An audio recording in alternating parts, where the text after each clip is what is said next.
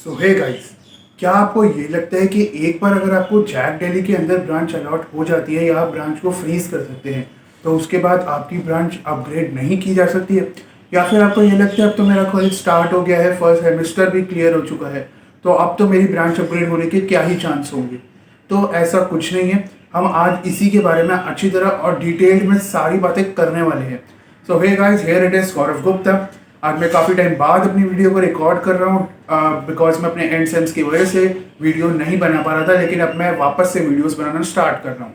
तो इसलिए मैंने सबसे इंपॉर्टेंट टॉपिक यही पिक करा है क्योंकि काफ़ी स्टूडेंट्स को जैसे अभी जैक दिल्ली के अंदर ब्रांच अलॉट हो चुकी है तो उन्हें ये लगता है कि अब तो हमने फ्रीज कर दी है, तो अब हमें कोई चांस नहीं है कि हमें दोबारा ब्रांच हमारी अपग्रेड होगी। लेकिन ऐसा नहीं है। मैं वीडियो स्टार्ट करने से पहले ही बता देता हूँ कि इस वीडियो को हम दो कैटेगरीज के लोग जो है वो देख सकते हैं।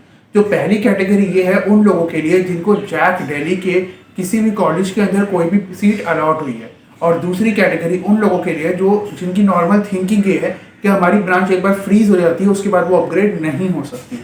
तो आज की वीडियो बेसिकली हम इन दो कैटेगरीज के लोगों के लिए होने वाली है।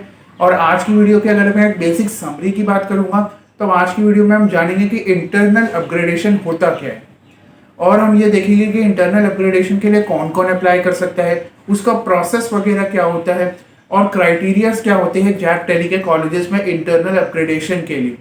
साथ ही साथ मैं अपना पर्सनल एक्सपीरियंस भी आपके साथ शेयर कर दूंगा ताकि आपको एक क्लियर आइडिया लग जाए कि इंटरनल अपग्रेडेशन होता क्या है, और एक एक्सपेक्टेशन भी बता दूंगा कि कितने क्या आपको एक्सपेक्ट करना चाहिए कि आपकी ब्रांच इंटरनल अपग्रेडेशन में अपग्रेड हो भी सकती है या नहीं हो सकती है।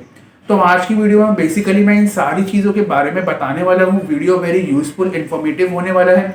और उससे पहले जिन जिन को भी जैक दिल्ली के अंदर आज तक कॉलेज अलॉट हो चुके हैं, कॉन्ग्रेचुलेशंस टू देम। और आज की वीडियो आपके लिए भी बहुत ज़्यादा यूजफुल रहने वाली है। अब तक तो आपने काफ़ी कैंपस वगैरह भी विजिट कर लिए होंगे। तो आज की वीडियो को बिना किसी देरी के हम स्टार्ट करेंगे और वन बाय वन सारी चीज़ों के बारे में डिस्कस करेंगे।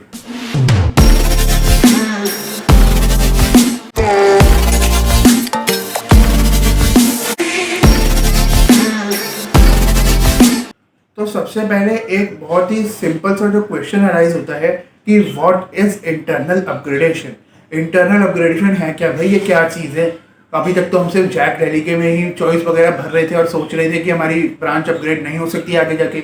अब तो ये इंटरनल अपग्रेडेशन बता रही है क्या चीज़? पहले ये तो बता दें हमें। अगर आप सब ये जानना चाहते हैं तो जो इंटरनल अपग्रेडेशन है उसका एक जनरल सा मतलब मैं आपको मीनिंग बता देता हूँ कि जब कॉलेजेस के अंदर काफ़ी स्टूडेंट्स जो है जैसे फर्स्ट सेमेस्टर के बाद या स्टार्टिंग में ही सीट तो पहले ले लेते हैं जैक दिल्ली के थ्रू, लेकिन बाद में सीट को जो है विड्रॉ कर लेते हैं किसी भी रीज़न की वजह से, तो सीट वहाँ पर वेकेंट रह जाती है।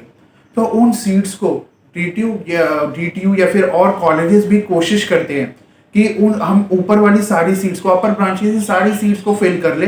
इसलिए वो सारे स्टूडेंट्स को एक अपग्रेडेशन का, फाइनल अपग्रेडेशन का ऑप्शन देते हैं approximately after the first semester, ताकि जो स्टूडेंट्स हैं एक और बार अपनी प्रेफरेंस भरें और हम बेस्ट पॉसिबल ब्रांच जो है उस स्टूडेंट को दे सके।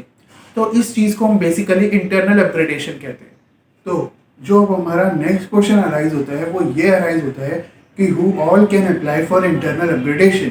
इंटरनल अपग्रेडेशन के लिए कौन कौन से स्टूडेंट्स जो है वो अप्लाई कर सकते हैं? क्योंकि जनरली स्टूडेंट्स के दिमाग में ये आता ही आता है कि कॉलेज ने ऐसा कुछ करा तो कोई ना कोई क्राइटेरिया पक्का न लगाया ही होगा जैसे जाके कुछ ही स्टूडेंट्स इसमें पार्टिसिपेट कर सके। लेकिन ऐसा कुछ नहीं होता है। इंटरनल अपग्रेडेशन में सारे first year under grade students participate कर सकते हैं। There is no such criteria कि कुछ ही स्टूडेंट्स पार्टिसिपेट कर सकते हैं। अगर जैसे डीटीयू का इंटेक 2500 स्टूडेंट्स का है फर्स्ट ईयर के, तो सारे 2500 स्टूडेंट्स इंटरनल अपग्रेडेशन के लिए अप्लाई कर सकते हैं।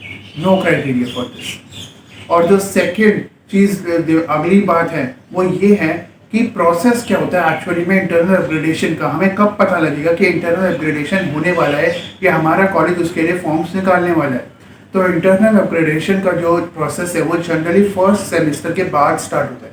आपके कॉलेज के ऑफिशियल वेबसाइट्स पर जो है उसमें ऑफिशियल नोटिस आ जाता है कि एक PDF आ जाती है जिसमें वो बता देते हैं कि इस दिन से इस दिन तक फॉर्म ओपन रहेंगे ऑनलाइन। आप वहाँ जाकर अपनी चॉइस फिलिंग को भर सकते हैं और उसके बाद उसे सबमिट कर सकते हैं। तो ये जो होता है नॉर्मल प्रोसेस होता है। ये 2 पॉइंट्स हमने डिस्कस कर दिए हैं इसमें।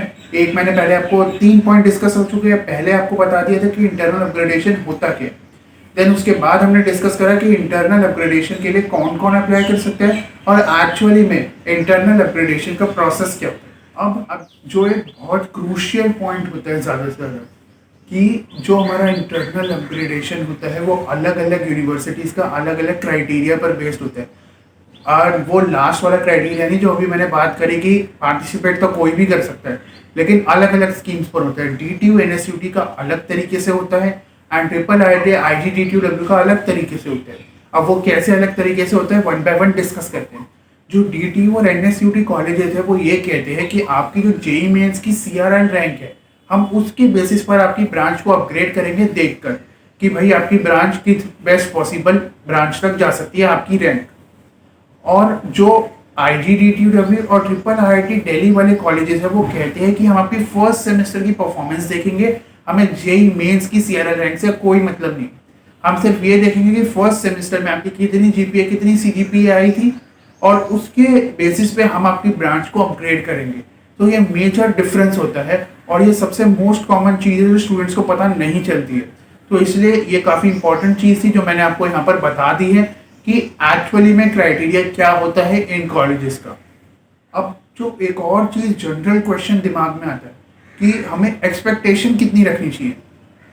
तो मतलब ये क्वेश्चन जब हमारे दिमाग में आता है तो हमें तो इसका आंसर एक काफ़ी सिंपल है जो कि मैं अपने लास्ट पॉइंट में भी मतलब बताऊंगा। तो लॉजिकली कोई सोचेगा तो उसे समझ आ जाएगा कि अगर हम DTU और NSUT की बात करते हैं जहाँ पर हमने जैक दिल्ली में ऑलरेडी पहले ही अपने CRL रैंक के बेसिस पर ही अपनी ब्रांच को गेन करे, तो अगर दोबारा ब्रांच अपग्रेड होगी भी तो बहुत कम चांसेस होते हैं कि आपकी ब्रांच 2 स्टेप ऊपर चली जाए, 1 स्टेप ऊपर चली जाए। चांसेस बहुत कम होते हैं, बहुत कम परसेंटेज ऑफ स्टूडेंट्स की अपग्रेड होती है, नियरली 10%, 8% इतने कुछ स्टूडेंट्स की।